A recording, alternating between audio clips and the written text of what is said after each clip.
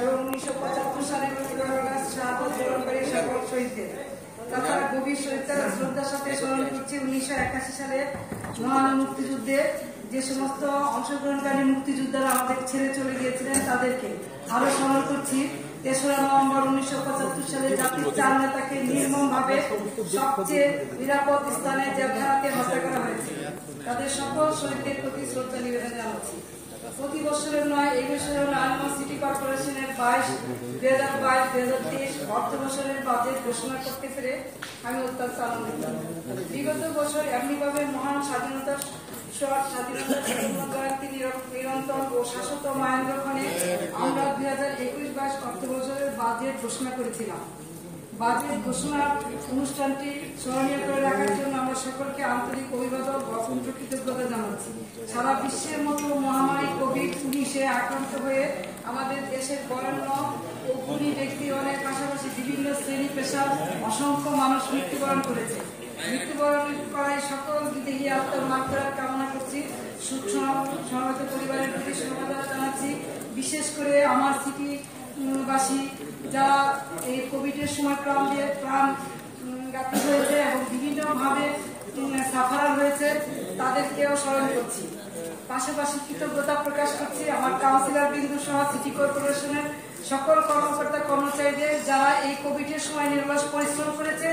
যখন মানুষ ঘর থেকে বেরোতো না, বাবার পাশে দাঁড়াতো না, ছেলে মায়ের পাশে দাঁড়াতো না, ঠিক সেই সময় জনপ্রতিনিধিরা অক্লান্ত পরিশ্রম করে মানুষের পাশে এসে দাঁড়িয়েছে এবং তার নৈতিক দায়িত্ব সে পালন করেছে। এই জন্য অসংখ্য কৃতজ্ঞতা জানাচ্ছি।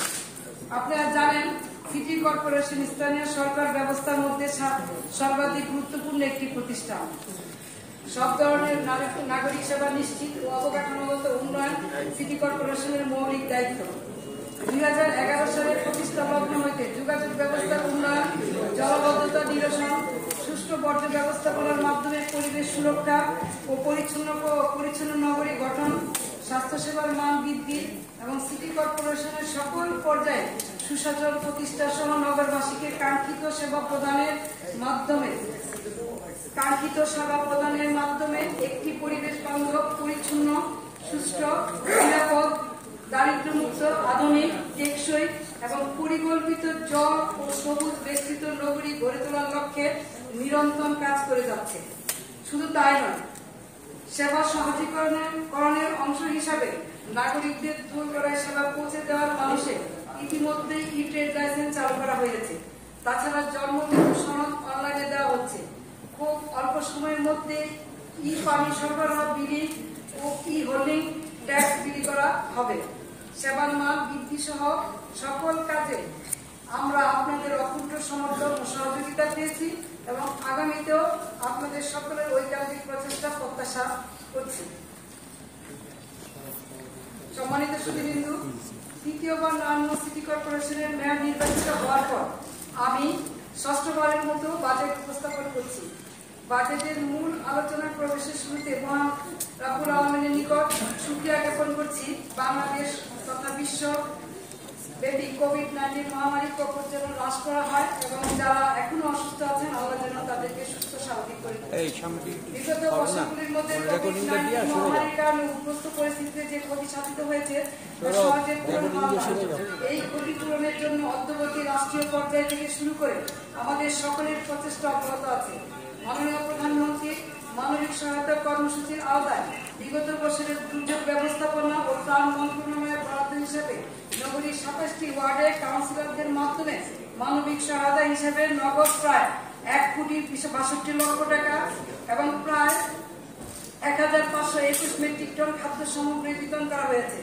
চলতি বছরের ভর্তুকি মূল্য হিসেবে প্রয়োজনীয় পণ্য সামগ্রী বিতরণের লক্ষ্যে নারায়ণগঞ্জ সিটি কর্পোরেশনের আওতায় মোট 1,25,000 পিসিবির কার্ড বিতরণ করা হয়েছে এবং ইতিমধ্যে 4 দফায় পণ্য সামগ্রী বিতরণ করা হয়েছে। করোনা প্রতিরোধে 6 সেপ্টেম্বর 2022 সাল পর্যন্ত 7,91,170 জনকে প্রথম ডোজ এবং 7,41,985 জনকে দ্বিতীয় ডোজ এবং 3,36,882 জনকে 42 জনকে তৃতীয় ডোজ টিকা প্রদান করা হয়েছে, যা সারা বাংলাদেশের মধ্যে আমরা অনেকাংশে এগিয়ে আছি এবং আমরা কাউন্সিলরদের সহযোগিতার মাধ্যমে এবং আমাদের যে সমস্ত এনজিওরা ভলান্টিয়ার হিসেবে আমাদের সাথে কাজ করছে তাদের সহযোগিতা আমরা এই লক্ষ্য পৌঁছতে সক্ষম হয়েছি।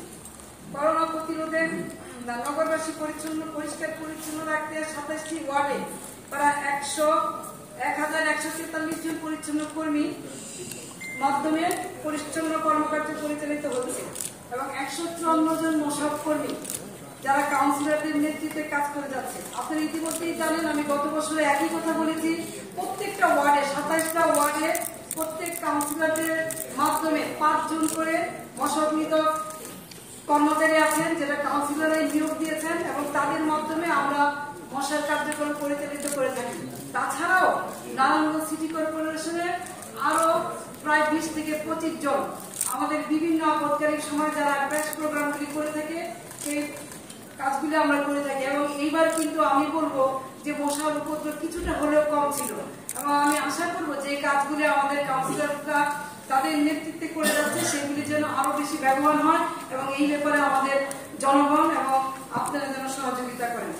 প্রিয় নগরবাসীর চাহিদা প্রত্যাশা অগ্রাধিকারের প্রতি লক্ষ্য রেখে এবং আপনাদের মতামতের প্রতি গুরুত্ব দিয়ে 2021 অর্থ বছরের বাজেট ঘোষণা করেছিলাম এবং সকলের সহযোগিতা সমর্থন ও সকলের সাথে প্রস্তাবিত বাজেটের প্রস্তাবিত অধিকাংশ উন্নয়নমূলক প্রকল্প বাস্তবায়ন করেছি। যদিও করোনা পরিস্থিতিতে তা বাস্তবায়নের ভীষণ চ্যালেঞ্জের মধ্যে করতে হয়েছে। নাগরিক সেবা অবকাঠামোগত উন্নয়ন বৃদ্ধির বিষয়ে নগরবাসীর প্রত্যাশা বহুগুণ বেড়েছে। নারায়ণগঞ্জ সিটি কর্পোরেশনের উন্নয়নে নাগরিকদের কর প্রদানে উৎসাহিত উদ্বুদ্ধ করতে আপনাদের সকলের প্রতি আহ্বান জানাচ্ছি। আপনারা জানেন যে আমরা বিভিন্ন সময় বিভিন্ন প্রজেক্ট নিয়ে থাকি। ইতিমধ্যে আমরা 2011 থেকে 2022 পর্যন্ত যদি চিন্তা করি তাহলে আমরা দেখবো যে 68টি মাসিক সভায় প্রায় 2669টির উন্নয়ন প্রকল্প অনুমোদন করা হয়েছে, যা ইতিমধ্যে 2044টি প্রকল্প টেন্ডারের মাধ্যমে সম্পূর্ণ হয়েছে। এখানে বিস্তারিত অনেক কিছু দেওয়া আছে, আমি সবকিছু করছি না। তারপরে একটু শুধু বলছি যে উল্লিখিত প্রকল্পের মধ্যে সিদ্ধিরগঞ্জ অঞ্চলে প্রায় 692 কোটি টাকার কাজ হয়েছে, নারায়ণগঞ্জ অঞ্চলে 931 কোটি টাকা এবং কদমতলী অঞ্চলে প্রায় 504 কোটি টাকার কার্যক্রম গ্রহণ করা হয়েছে এবং সম্পূর্ণ হয়েছে অনেকাংশে। আমি 504 কোটি টাকা বলেছি কদমতলী অঞ্চলে, এর মানে এই না যে আমি অঞ্চল ভিত্তিক কম বেশি দিচ্ছি। আমাদের কদমতলী ব্রিজের বাজেট প্রায় 500 কোটি টাকার উপরে, আমি যদি সেটা যোগ করি তাহলে কদমতলী 1000 কোটি টাকার উপরে ছাড়িয়ে যাবে। সুতরাং নারায়ণগঞ্জ, সিদ্ধিরগঞ্জ, কদমতলী সকল অঞ্চলে সমান প্রায়োরিটি চাহিদা মোতাবেক আমাদের সিটি কর্পোরেশনের বিভিন্ন সেক্টরগুলি কাজ করে যাচ্ছে। ইতিমধ্যে আমরা নিজস্ব অর্থায়নে অর্থাৎ সরকারি এবং বেসরকারি ট্যাক্সের পয়সা আমরা বিভিন্ন ধরনের কাজ করেছি। প্রায় 578 কোটি 88 লক্ষ টাকার বিভিন্ন কার্যক্রম গ্রহণ করা হয়েছে। আমাদের সাথে কাজ করছে বাংলাদেশ এশিয়ান ডেভেলপমেন্ট ব্যাংক, কাজ করছে আমাদের জায়গা জাপানিজ অর্থায়নে এবং ওয়ার্ল্ড ব্যাংক, যাকে আমরা বিশ্ব ব্যাংক বলে পরিচিত, সেই ওয়ার্ল্ড ব্যাংকের মাধ্যমে আমরা বিভিন্ন ধরনের কাজগুলি করে যাচ্ছি। কাজ করছে আমাদের সাথে ইউএনডিপি, ইউকে এইড এবং অন্যান্য দাতা সংস্থা। বাজেট বইয়ে সকল কিছু বিস্তারিত দেওয়া আছে, আমি বিস্তারিত না দিয়ে আমরা যে সমস্ত কাজগুলি করে থাকি তা আপনারাও জানেন। কিন্তু তারপর আমি বলছি নারায়ণগঞ্জ সিটি কর্পোরেশনের অবকাঠামো উন্নয়ন এবং কদমতলী অঞ্চলে কঠিন বর্জ্য ব্যবস্থাপনা, নারায়ণগঞ্জ অঞ্চলে কঠিন বর্জ্য ব্যবস্থাপনা, আমাদের কদমতলী ব্রিজ সুইপারদের জন্য সেবক কলোনি নির্মাণ, মিউনিসিপ্যালিটি গভর্নেন্স সার্ভিস এমজিএসপির মাধ্যমে আমাদের বিভিন্ন রাস্তাঘাট, ড্রেন, জায়গার মাধ্যমে আমাদের ব্রিজ সহ নদীর ওই পারে আমাদের অনেকগুলি ব্রিজ করা হয়েছে। এটি ওয়ার্ল্ড ব্যাংকের মাধ্যমে বাবুরের খাল সহ বিভিন্ন ধরনের খালের প্রজেক্ট গ্রহণ করা হয়েছে। তাছাড়া আপনারা জানেন যে আমরা 2019 সালের ডিসেম্বরের শেষের দিকে ঢাকা ওয়াসা থেকে নারায়ণগঞ্জ ওয়াসা হস্তান্তরিত হয়েছে। নারায়ণগঞ্জবাসীর প্রাণের দাবি ছিল যে পানি সরবরাহের কাজটি নারায়ণগঞ্জ সিটি কর্পোরেশন করুক। সেই পৌরসভার আমল থেকে একই দাবি নারায়ণগঞ্জের যতগুলি সংগঠন আছে, আমরা নারায়ণগঞ্জবাসী নাগরিক কমিটি সহ বিভিন্ন সংগঠনগুলি দাবি করে আসছিলেন যে পানির ব্যবস্থাপনাটা যেন নারায়ণগঞ্জ সিটি কর্পোরেশনে ন্যস্ত করা হয়। তারই ধারাবাহিকতা 2019 ডিসেম্বরে যখন আমরা এটার দায়িত্ব পেলাম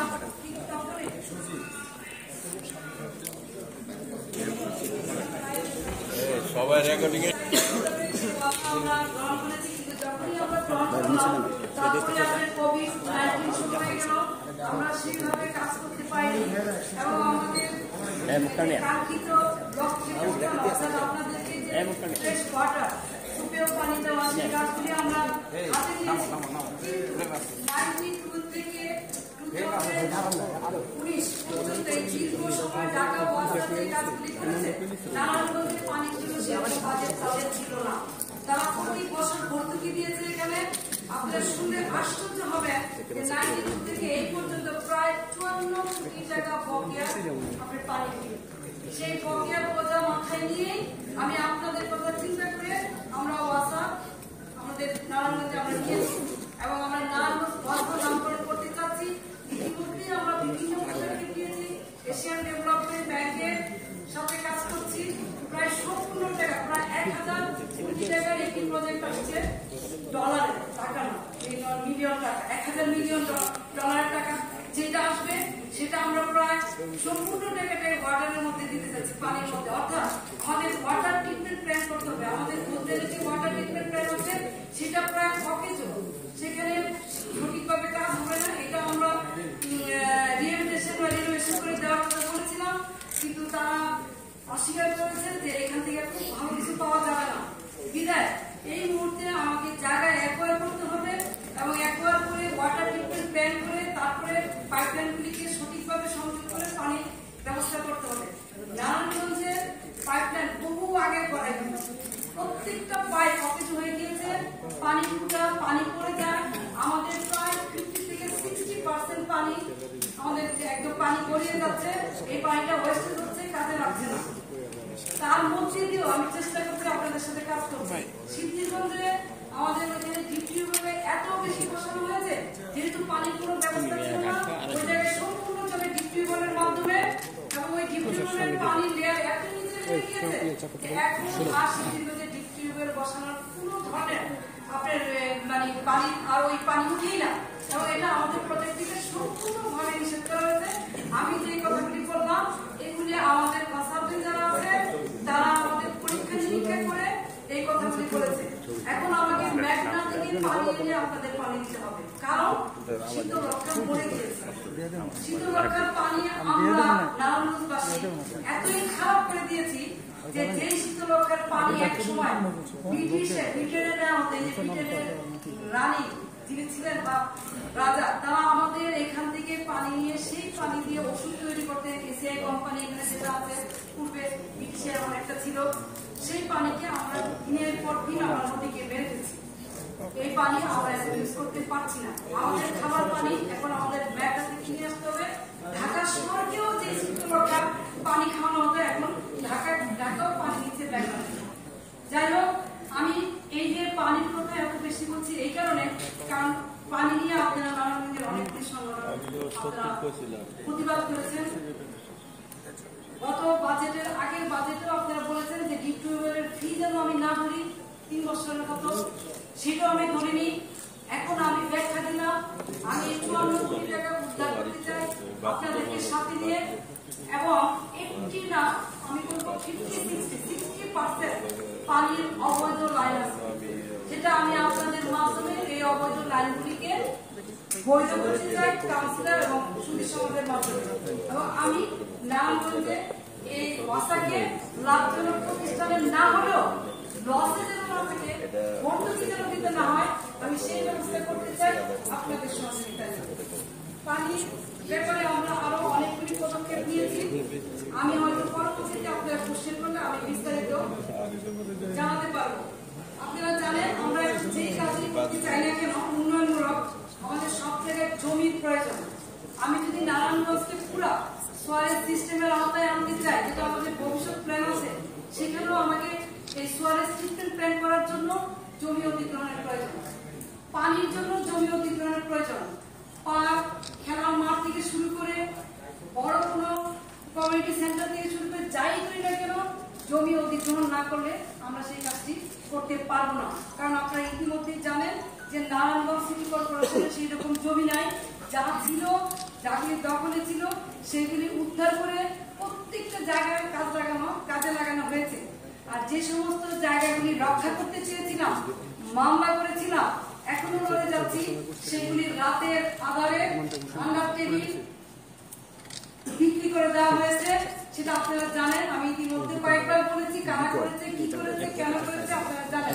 আমি আপনাদের যে প্রতিবাদী কণ্ঠস্বর 2006-07 আগ পর্যন্ত এই শহরের মানুষের ছিল, কিন্তু এখন কেউই সেইভাবে প্রতিবাদ করছেন না। আমি আমার মতো করে প্রতি বাজেটে বলে যাচ্ছি, বিভিন্ন সময় বলে যাচ্ছি, সাংবাদিক ভাইরা যখন জিজ্ঞেস করে তখনও বলে যাচ্ছি, কিন্তু লড়ে যাচ্ছি। এবং এই যে লড়ছি সেটাও আপনাদের সাপোর্টেই লড়ছি, আপনারা সাপোর্ট আমাকে দিয়ে যাচ্ছেন। ধারাবাহিকতায় আমি পাশাপাশি জমি উদ্ধারের মামলা মোকদ্দমা করছি, আবার পাশাপাশি বিভিন্ন ধরনের উন্নয়নমূলক কাজও করে যাচ্ছি। আপনারা ইতিমধ্যে দেখেছেন যে শহরে আমরা অনেকগুলি বড় বিল্ডিং করেছি। সেই পৌর আমল থেকে শুরু করেছে, এখন পর্যন্ত করছি। আমাদের প্রায় 10-15টার মতো বড় বড় বিল্ডিং আছে, যেটা আমরা ফ্ল্যাট বিক্রি করছি এবং খুব স্বল্প আয়ের মানে নিম্ন আয়ের মধ্যবিত্ত আয়ের মানুষের জন্য কম টাকায় আমরা এগুলি বিক্রি করছি। আবার ওই টাকা দিয়ে আমরা আপনাদের রাস্তাঘাট, ড্রেন এবং উন্নয়নমূলক কাজকর্মগুলি করে যাচ্ছি। আমরা চেষ্টা করছি মাননীয় প্রধানমন্ত্রী জননেত্রী শেখ হাসিনার চাহিদাকে অগ্রাধিকার দিয়ে, অর্থাৎ উনি চাচ্ছেন একটা শহর স্মার্ট শহর হোক, ওই শহরে শিশু বান্ধব নগরী হোক, মানুষের চলাচলের পথ সহজ হোক, ট্রান্সপোর্ট অ্যাভেলেবল হোক এবং যানজট নিরসন হোক। যদিও সকল ক্ষমতা আমাদের হাতে নয়, স্থানীয় সরকারের হাতে সকল ক্ষমতা নয়। আপনারা একটা জিনিস দেখবেন যে রাস্তা আমার, ফুটপাত আমার, কিন্তু সেই রাস্তার উপরে গাড়ি চলে ডিসি সাহেবের নির্দেশে, ফুটপাতের উপরে লোক বসে থাকে, পুলিশ না আসলে ম্যাজিস্ট্রেট না আসলে আমরা সেই কাজ করতে পারি না। এই যে দ্বৈত প্রশাসনের নীতিমালার জন্য স্থানীয় সরকার অনেক সময় অনেক কাজ করতে পারে না, কিন্তু নগরবাসী মনে করে যে নগরের পিতা হোক মাতা হোক যিনি আছেন উনি হয়তো সর্বের অধিকারী, অনেক কিছু করতে পারে। কিন্তু আইনের মার পেছে এবং কোঅপারেশন কোঅর্ডিনেশনের অভাবে অনেক কিছুই সিটি কর্পোরেশন তথা স্থানীয় সরকারগুলি সেভাবে কাজ করতে পারে না। একটা সিটি কর্পোরেশন বা একটা পৌরসভার ভিতরে অনেকগুলি অর্গানাইজেশন কাজ করে, সেই অর্গানাইজেশনের সাথে সমন্বয় করে কাজ করতে হয়। কিন্তু মাননীয় প্রধানমন্ত্রী জননেত্রী শেখ হাসিনার যে ডিজায়ার, যে ইচ্ছা, উনি যেভাবে চাচ্ছেন একটি শহরকে শিশু বান্ধব নগরী করার জন্য, পর্যাপ্ত পরিমাণে হাঁটার জায়গা দেওয়ার জন্য, ফুটপাত প্রশস্ত করার জন্য, আপনাদের খেলার মাঠগুলিকে সুব্যবস্থিত করার জন্য, সেই ক্ষেত্রে আমাদের জায়গা নাই বিদায় আমরা দ্বারস্থ হই কোনো না কোনো অর্গানাইজেশনের অথবা খাসের জায়গায়। কিন্তু বারবার দ্বারস্থ হয়েও এই 20 বছরে বহু চিঠি লেখালেখি করেও কোনো প্রমাণ নাই, কোনো সংস্থা আমাদের খেলার মাঠ, স্কুল অথবা পার্ক করার জন্য কেউ আমাদের জায়গা দিয়েছে। হয় আমাকে জোর করে দখল করতে হয়েছে, অথবা ওই জায়গায় এখনো দখলে রাখতে যে বিভিন্ন মামলা মোকদ্দমার সম্মুখীন হতে হয়েছে। আমি আপনাদেরকে হতাশ করতে চাই না। ইতিমধ্যে আমরা 3টা অঞ্চলে প্রায় 13টা মাঠের কাজ হাতে নিয়েছি, কোনটা আমাদের কাজ শেষ হয়েছে। 9টি খালের সংস্কার কাজ করেছি, কিছু শেষ হয়েছে, কিছু চলমান আছে। এইভাবে আমাদের প্রায় 23 থেকে 24টা খাল আছে, আমাদের পুকুর আছে 30টার মতো, অনেকগুলি পুকুরে আমরা কাজ করেছি। শহরের ভিতরে যদি দেখেন আপনাদের চোখের সামনে অনেক কিছু আছে। খানপুরে আমাদের একটা বড় পুকুর যেটা প্রায় মরে গিয়েছিল, আমরা সেই পুকুরটা খনন করে বাধাই করে দিয়েছি। নদীর ওই পার এই পার অনেকগুলি। সিদ্ধিরগঞ্জে আমাদের অত জায়গা নাই, কিন্তু সিদ্ধিরগঞ্জের লেক আপনারা ইতিমধ্যে দেখেছেন, জায়গার অর্থায়নে আমরা সেই লেকের কাজটা করেছি। আমরা যেখানেই পুকুর অথবা খাসের কোনো জায়গা পাচ্ছি চেষ্টা করছি সেটা নেগোসিয়েট করে আপনাদের কল্যাণে সেই কাজগুলি করার জন্য।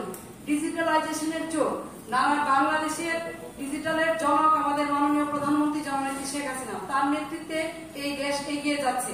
তারই নেতৃত্বে বাংলাদেশের 64টা জেলার এমন কোনো জায়গা নাই যেখানে ডিজিটালাইজেশন হচ্ছে না। তারই ধারাবাহিকতায় নারায়ণগঞ্জ সিটি কর্পোরেশনও পিছিয়ে নেই। আমরা ইতিমধ্যে মেনশন করেছি যে আমরা ই ট্রেড লাইসেন্স চালু করেছি, ই পানির ব্যবস্থাপনা করছি, ই হোল্ডিং এর চালু করার ব্যবস্থা করছি। আমাদের এই আলী আহমদ চুনকা পৌর পাঠাগারে একটা সফটওয়্যার তৈরি করা হয়েছে, যদিও আমরা পাঠাগারটি এখন পর্যন্ত সম্পূর্ণরূপে চালু করতে পারি নাই, সেটা বিভিন্ন কারণের জন্যই পাই নাই। তারপর আমরা যত তাড়াতাড়ি সম্ভব সেটা করবো। আমি জানি ই লাইসেন্স আমরা এখন দিচ্ছি, কিছু সীমাবদ্ধতা আছে, কিছু সমস্যা আছে। নতুন একটা জিনিস আমরা চালু করেছি, এটা তো অনেকেই একটু জটিলতা মনে করছেন, আমরা আস্তে আস্তে শেষ করে মানে প্রবলেমগুলি সলভ করে একদম সহজীকরণের চেষ্টা করছি। ইতিমধ্যে পানির বিল এবং হোল্ডিং ট্যাক্স যাতে আপনারা ঘরে বসে বিকাশ, নগদ অথবা কোনো ব্যাংকের মাধ্যমে দিতে পারেন, সেই চুক্তিও আমাদের সাথে হয়ে গিয়েছে বিভিন্ন ব্যাংকে। আমাদের আরেকটি কথা না বললেই না, আমরা বার্থ সার্টিফিকেট নিয়ে অনেক জটিলতার সম্মুখীন হয়েছি। বিভিন্ন সময় আপনাদের দিতে আমাদের দেরি হয়েছে, আমাদের বিভিন্ন প্রবলেমের সম্মুখীন হতে হয়েছে। কিন্তু এখন থেকে আমাদের নারায়ণগঞ্জ সিটি কর্পোরেশনের 27টি ওয়ার্ডের 27টি কাউন্সিলর তাদের অফিস থেকে আপনাদের বার্থ সার্টিফিকেট প্রোভাইড করবে। তাদেরকে পাসওয়ার্ড দেওয়া হয়েছে। 25 তারিখ পর্যন্ত একটু সমস্যা আছে, 25 তারিখের পর থেকে ইনশাআল্লাহ তারা আপনাদের সেবা আপনাদের দরবারে পৌঁছে দিবে। এইভাবে আমরা বিভিন্ন সংগঠনের সাথে কাজ করে থাকি। ইতিমধ্যে আপনারা দেখেছেন যে জালকুড়িতে আমরা যে ডাম্পিং স্পটটি তৈরি করেছিলাম, সেটা আমরা বিগত সেপ্টেম্বরের 1 তারিখে আমাদের মাননীয় এনজিডির মন্ত্রী মহোদয় এবং আমাদের বিদ্যুৎ মন্ত্রী মহোদয়ের নেতৃত্বে আমরা একটি চুক্তি করেছি। আমরা ডেইলি 600 টন ময়লা সেখানে পৌঁছে দিব এবং সেই ময়লা থেকে বিদ্যুৎ উৎপন্ন হবে। 18 মাস সময়ের মধ্যে ওই প্রজেক্টটা শেষ হবে। আমাদের বিদ্যুৎ মন্ত্রণালয়ের তত্ত্বাবধানে সেই কাজটি হচ্ছে। আমরা জায়গার ভাড়া পাবো এবং ময়লা পৌঁছে দেব। আশা করি এই প্রজেক্টটি যখন সম্পূর্ণ হবে ইনশাআল্লাহ তখন আমাদের শহরের অলিগলিতে কোথাও আর ময়লা থাকবে না। আমরা হয়তো বাসা বাড়িতে আপনাদের অনুরোধ করে আপনাদের কাছ থেকে ময়লা কিনে আসতে হবে। আমি শুধু নারায়ণগঞ্জ এবং শিবগঞ্জের জন্য এটা করিনি, কদম রসুল অঞ্চলে প্রায় 72 একর জায়গা 350 কোটি টাকার বিনিময়ে আমরা অ্যাকোয়ার করতে যাচ্ছি এবং সেখানে আমাদের আলাদা ডাম্পিং এর ব্যবস্থা ইনশাআল্লাহ হয়ে যাবে। হয়তো আগামী বছরের মধ্যে আমরা সেখানে কোনো না কোনো সংস্থার মাধ্যমে কিছু না কিছু করার চেষ্টা করব। তবে বিদ্যুৎ ময়লা থেকে বিদ্যুতের প্রজেক্টে আমি আর যাবো না। একটা করেছি, আমরা নতুন কোনো প্রজেক্ট করার চিন্তা ভাবনা করেছি। জালকুড়িতে 1 একর জায়গার মধ্যে ইতিমধ্যেই আমরা ওইখানে একটি ইনসিনারেটর প্ল্যান্ট আমরা স্থাপন করেছি। UK8 মানে ইউনাইটেড কিংডমের সহযোগিতা, UK8 এর মাধ্যমে সকল ক্লিনিকগুলির ময়লা আবর্জনা, যেটা মেডিকেল ওয়েস্ট আমরা বলি, সেটাকে ওইখানে ইনসিনারেটর করা হবে, অর্থাৎ পোড়ানো হবে এবং সেখানে যে পানিটা হবে সেই পানিটা ইউজ করা হবে। ওইখান থেকে 1 মেগাওয়াট বিদ্যুৎ আমরা জাতীয় গ্রিডে দেওয়ার ব্যবস্থা করা হচ্ছে। অলরেডি স্থাপিত। আমি আপনাদের আমন্ত্রণ জানাচ্ছি সেখানে যে দেখার জন্য, সেটা মেডিকেল বর্জ্যের জন্য। তাছাড়াও অন্য আরো কিছু কাজ আমরা করছি, সেটা হয়তো আপনারা এখানে পড়লে বুঝতে পারবেন। আমি আমার বক্তব্য সংক্ষিপ্ত করার জন্য খুব তাড়াতাড়ি বলছি। আপনারা জানেন যে আমাদের 4টি নগর স্বাস্থ্য কেন্দ্র আছে। এই 4টি নগর স্বাস্থ্য কেন্দ্রের বাইরে যেও আমাদের সাথে বিভিন্ন এনজিও কাজ করে, যেমন মমতাময়ী নারায়ণগঞ্জ, যারা পেডিয়াট্রিক কেয়ার, অর্থাৎ যাদের বয়স 60, 70, 80 অথবা যাদের সন্তানরা দেশের বাইরে থাকে, যাদের দেখভাল করার মতো কেউ নাই, আবার সন্তান দেশে থেকেও বাবা মাকে দেখভাল করে না, ওই ধরনের পেশেন্টদের আমরা স্বাস্থ্য সেবা দিয়ে থাকি। সেটাকে আমরা পেডিয়াট্রিক কেয়ার বলি এবং আমাদের সাথে অনেকগুলি কেয়ার গিভাররা কাজ করছে। সেটা মমতাময়ী নারায়ণগঞ্জের মাধ্যমে আমরা এই কাজগুলি করে যাচ্ছি। আপনারা জানেন যে দেবক আমাদের যে আরবান হসপিটালটা আছে, সেখানে ইতিমধ্যেই আমরা 7 থেকে 8টি বেড নিয়ে কিডনি ডায়ালিসিস সেন্টার গঠন করেছি এবং সেই কিডনি ডায়ালিসিস সেন্টারের কাজকর্ম কিন্তু চলছে। আমরা আশা করছি যে এটা আমরা বাড়াবো এবং আমাদের 3 অঞ্চলে অর্থাৎ কদম রসুল এবং সিদ্ধিরগঞ্জ অঞ্চলেও আমরা সেম পদ্ধতিতে ডায়ালিসিস সেন্টার করতে চাচ্ছি। এছাড়াও আপনার ইউএনডিপির মাধ্যমে কি আলোচনা না আরেকটি হসপিটাল আমরা করছি, আলো ক্লিনিক। সেটা আমাদের এই 15 নম্বর ওয়ার্ডে এই হসপিটালটা একদম ফ্রি, গরিব মানুষের জন্য ফ্রি স্বাস্থ্য সেবা দিয়ে যাচ্ছে। এছাড়াও আমরা নার্সিং ইনস্টিটিউটের সাথে চুক্তি করতে যাচ্ছি। আমাদের নারী ক্ষমতায়নের লক্ষ্যে নারায়ণগঞ্জে যে সমস্ত হতদরিদ্র নারীদের পাশে এসে দাঁড়িয়েছে নারায়ণগঞ্জ সিটি কর্পোরেশন, তাদেরকে বিভিন্ন ধরনের ট্রেনিং এর মাধ্যমে আমরা দক্ষ মানব গোষ্ঠী তৈরি করার লক্ষ্যে কাজ করে যাচ্ছি। এটা বাংলাদেশ সরকার এবং ইউএনডিপি, ইউকে কয়েকটা দেশের মিলে এই কাজগুলি করছে। নারী ক্ষমতায়ন মানে এই নয় যে নারীকে শুধু আমি দাঁড়িয়ে অনেক কথা বলবে, সুন্দর সুন্দর স্পিচ দিবে, তা না। একটি নারীর ক্ষমতায়ন মানে তাকে অর্থনৈতিকভাবে ক্ষমতাবান করা, সিদ্ধান্ত গ্রহণে তার অংশগ্রহণ, বিভিন্ন ধরনের কাজগুলি নারায়ণগঞ্জ সিটি কর্পোরেশন করে যাচ্ছে। আমরা ট্রেনিং এর ব্যবস্থা করে যাচ্ছি। শুধু ট্রেনিং, বিভিন্ন সেক্টরে আমাদের এরকম নারী আছে যারা গাড়ি চালাচ্ছে এবং বিভিন্ন ধরনের কাজকর্ম করে বেড়াচ্ছে। ক্ষুদ্র ঋণ থেকে বড় ধরনের ঋণও আমরা দিয়ে যেতে চাচ্ছি। অর্থাৎ আমাদের আওতার মধ্যে যে সমস্ত কাজগুলি সেগুলি করে যাচ্ছে। আমি জানি আমার এখানে যারা বসে আছেন তারা একটু পরে আমাকে কোশ্চেন করবেন যানজটের কি করা হবে। এই যানজট যদিও আমার নয়, নারায়ণগঞ্জ সিটি কর্পোরেশন বা স্থানীয় সরকারের আওতায় যানজট করে না, কিন্তু তারপরে আপনারা বলবেন বোর্ড আপনাকে দিয়েছি, দায়িত্ব আপনার কোঅর্ডিনেশন করা, কোঅপারেশন করা। আমরা ঢাকা ডিটিসি বোর্ডের সাথে আলোচনা করে নারায়ণগঞ্জে মাস্টার প্ল্যান করছি, ট্রান্সপোর্ট মাস্টার প্ল্যান। আমি জানি না এই ট্রান্সপোর্ট মাস্টার প্ল্যান কতদিন লাগবে, কতদিনে বাস্তবায়িত হবে। 3 বছর অথবা 5 বছর মেয়াদি বলে শুরু হয়েছে। আমরা চেষ্টা করব যত তাড়াতাড়ি সম্ভব চাপ দিয়ে এটা শেষ করার জন্য। এবং ইতিমধ্যে এলআরটি অর্থাৎ আমরা শহরের মধ্যে অর্থাৎ নারায়ণগঞ্জ, সিদ্ধিরগঞ্জ, কদম রসুল এই 3 অঞ্চলের মধ্যে ট্রেন সার্ভিস চালু করার জন্য আমরা চেষ্টা করে যাচ্ছি। সিঙ্গাপুরের সাথে আমাদের একটা চুক্তি হওয়ার কথা ছিল, কিন্তু আনফরচুনেটলি সেই জিনিসটা হয়নি। আমরা এখন কোরিয়ার মাধ্যমে চেষ্টা করছি যে Korean government G2G government to government তারা টাকা দিয়ে থাকে, সেটা সরাসরি নিয়ে আমরা কিভাবে কি করতে পারি সেটা চিন্তা করছি। প্রস্তাব দিয়েছে মাননীয় সরকারের কাছে। সেটা কি প্রস্তাব? আমাদের বাস এবং ট্রাক স্ট্যান্ডকে অন্যত্র সরাই নেওয়ার জন্য জমি একবারের প্রয়োজন। কিন্তু আপনারা জানেন কোভিড এর পর সারা পৃথিবীতে অর্থনৈতিক মন্দার জন্য বাংলাদেশও একই অবস্থায় পড়েছে। আমাদের অনেকগুলি বাজেট স্থগিত করা হয়েছে সাময়িকভাবে। হয়তো আশা করছি 6 থেকে 1 বছরের মধ্যে এই প্রবলেমটা ঠিক হয়ে যাবে। তখন হয়তো যে নাগরিক সুবিধা দেওয়া দরকার সেগুলি আমরা আস্তে আস্তে করার চেষ্টা করব। শীতলক্ষার 2 পারে এডিবির সহযোগিতায় আমরা 2 পার বাধাই করার জন্য প্রজেক্ট নিয়েছি। আমরা শুরু করব নদীর পূর্ব পার দিয়ে। পশ্চিম পাড়ের প্রচন্ড জটিলতা আছে, সেই জটিলতা নিরসন করে বিআইডব্লিউটির সাথে এমইও করে সেই কাজগুলি করার চেষ্টা করব। আমরা 1.5 বছর যাবৎ বিআইডব্লিউটিকে চিঠি দিয়ে রেখেছি এমইও করার জন্য, কিন্তু বারবারই তারা বলছে আজকে কালকে পরশু করবে, কিন্তু সেটা আমাদের সাথে এমইও তারা সম্পূর্ণ করছে না। কিন্তু ভয় পাওয়ার কিছু নাই, কারণ হাইকোর্টের রায় আছে নদীর পাড়ের যত জায়গা আছে, ঘাসের জায়গা সহ ফরসু রিভারের যত জায়গা আছে সবগুলি জায়গা স্থানীয় সরকারকে হস্তান্তর করতে হবে। অর্থাৎ যে যে স্ব ইউনিয়ন পরিষদ, পৌরসভা এবং সিটি কর্পোরেশন ইচ্ছা করলে নদীর পার ঘেঁষে খেলার মাঠ, পার্ক এবং রাস্তা, ফুটপাথ করতে পারবে। সেটা হাইকোর্টের সর্বোচ্চ পর্যায়ের রায় আছে। সুতরাং আমরা ভদ্রতার খাতিরে এমইও করতে চাচ্ছি, তারা সাড়া দিচ্ছে না। আমরা কাজ কিন্তু অলরেডি করছি। আমি এখানে যারা আছেন নদীর এই পারের এবং সিদ্ধিরগঞ্জে, আমি অনুরোধ করবো দয়া করে মাঝে মধ্যে ওই পার যাবেন। 19 থেকে ধরে 27 পর্যন্ত অনেক জায়গায় আমরা মাঠ করেছি, বিভিন্ন ধরনের কাজ করেছি। আমি আর কাজের ফিরিস্তি না দিয়ে আমি বলতে চাচ্ছি যে আপনাদের চাহিদা মোতাবেক আমরা বিভিন্ন ধরনের কাজ করে যাচ্ছি। আপনারা এখানে দেখবেন স্বাস্থ্যসেবা থেকে শুরু করে অবকাঠামো উন্নয়ন, শীতলক্ষাকে পরিচ্ছন্ন করার জন্য সব ধরনের কাজে আমরা হাত দিয়েছি। আমাদের ভবিষ্যৎ প্ল্যান 5 বছর মেয়াদি, 10 বছর মেয়াদি, 20 বছর মেয়াদি এখানে দেওয়া আছে। প্রত্যেকে আমাদের অনেকেই অভিযোগ করে থাকেন আমাদের ড্রেনের পানিকে শীতলক্ষাকে দূষিত করছে।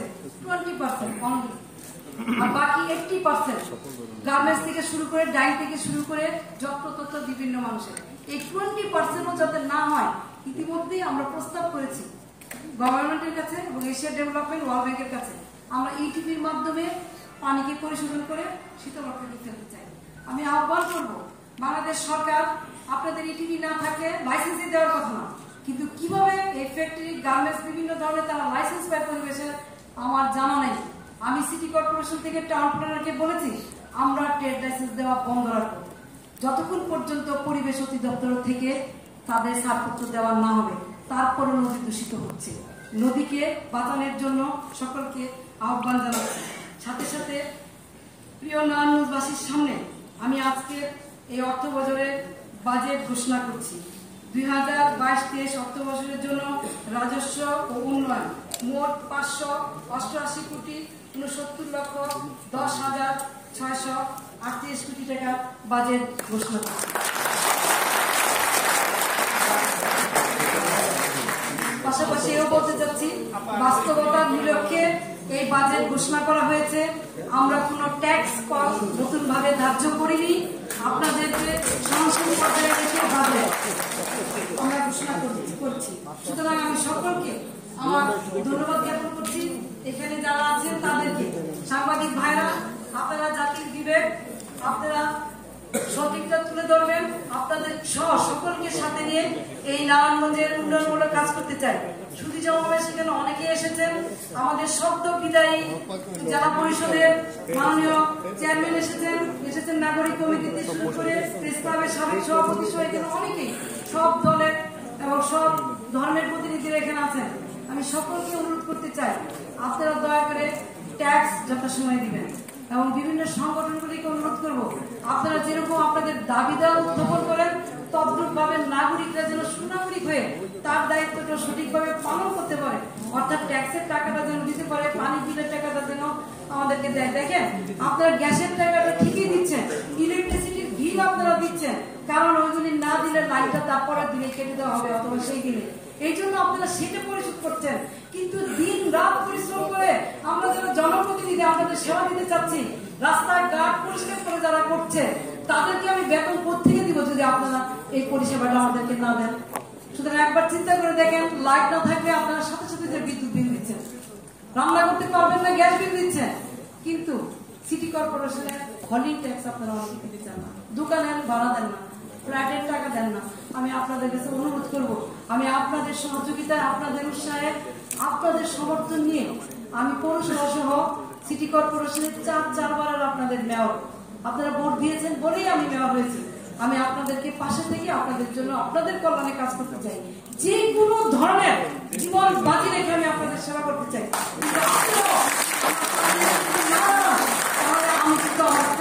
সেবা আমি আপনাদেরকে সঠিকভাবে দিতে পারবো না। এই যে সিটি কর্পোরেশনের বিল্ডিং দেখছেন, আমাদের ইচ্ছা ছিল এবারের বাজেট আমি সেইখানেই ঘোষণা করব, কিন্তু জটিলতার জন্য কাজটা শেষ করতে পারি নাই।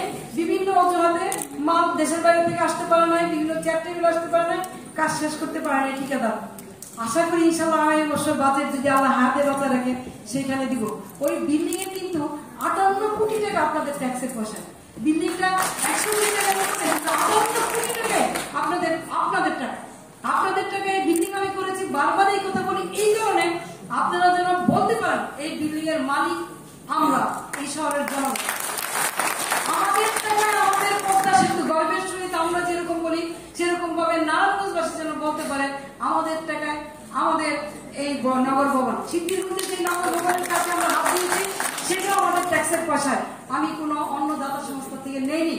কথা বলছিল আমাদের আঞ্চলিক বিল্ডিংটা পুরানো হয়ে গেছে, সেটা ভেঙে আমরা নতুন করবো, সেটার বাজেটও আমাদের আপনাদের ট্যাক্সের পয়সা। 3টা অঞ্চলে 3টা বিল্ডিং আপনাদের পয়সায়। আমরা এলাকার সম্প্রসারণের জন্য মন্ত্রণালয়ে পত্র দিয়েছিলাম, যেহেতু নারায়ণগঞ্জবাসীর দীর্ঘদিনের দাবি ছিল যে এলাকা সম্প্রসারিত করা হোক, কারণ পাশের ইউনিয়নের লোকজন সবই শহরের মধ্যে আসে, ব্যবসা বাণিজ্য সবকিছু এখানে তাদের, কিন্তু কোন অজ্ঞতার কারণে সেই সম্প্রসারিত চিঠিটা স্থগিত হয়ে আছে, কারণ নারায়ণগঞ্জের আরেক জনপ্রতিনিধি চান না সিটি কর্পোরেশন সম্প্রসারিত করা হোক।